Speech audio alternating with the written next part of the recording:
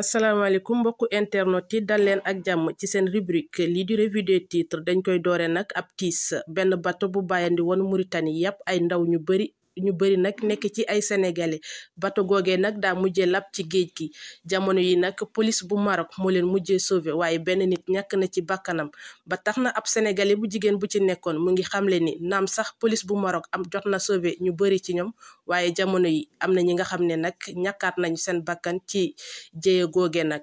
waaye mu ngi ñaax ñi nga xam ne nag ñooy autorité Sénégal ngir ñu jàppale leen ngir ñu mun a delluwaat fii ci Sénégal. mbokk yi ñu wutali fi nga xam ne mooy Fatick foofee nag xuloo bu metti moo am ci diggante ñi nga xam ne nag ñooy militant Benno Bokk Yaakaar ak ñii di ex Pastef ba tax na ñu taal foofu école privée bu mag. école googee nag mu ngi wuyoo Adja Dior Dieng ba tax na waa Pastef jàpp nekk waa Benno Bokk Yaakaar taalati nañu seen moomeel ginnaaw bi nga xam ne nag ñetti fan képp moo des ngir ñu amal jongante présidentielle bii di ñëw yemook 20 fan ak ñeent ci weerum mars waaye kii di Cheikh Tidiane Dièye bokkoon ci 19 candidats yooyee nag moom amaloon na ab benn conférence ni ki démb ngir rocci candidature am waaye nag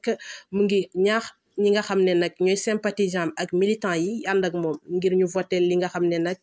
mooy coalition Diomaye président kii di Bassirou Diomaye Faye ndax votel Bassirou Diomaye Faye mooy votel kii di Cheikh Tidiane Dièye kii di Mohamed Abdallah Boun Dionne bokk si ñi nga xam ne nag ñooy 19 candidats yi ñu war a jongante ci élection présidentielle bi di ñëw yemook 20 fan ak ñeent ci weerum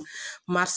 moomee nag wér-gu-yaramam dafa suuxe ba tax na jamono yi depuis ndorteel campagne bi ba léegi gisaguñ ko ci li nga xam ne nag mooy terrain bi ni mel nag kenn ci ay jegeñaalam génnul ngir weddi ko ba tax na waa Sénégal 7 ñu ngi xamle ni que depuis août ba léegi kii di Mohamed Abdallah Boun Dionne nekk candidat ci élection présidentielle bi di ñëw moom nag yaramam dafa suutante ba tey ñu wutali fi nga xam ne nag mooy Touba démb ci fukki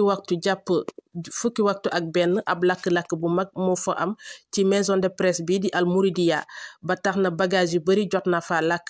waaye nag nit ñàkku si bakkanam ba tax na kilifa aada yi ak kilifa diine yi nga xam ne nag ñoo yeewoo ci Touba demoon nañ leen seeti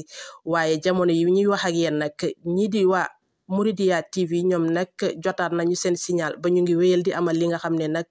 mooy seeni émission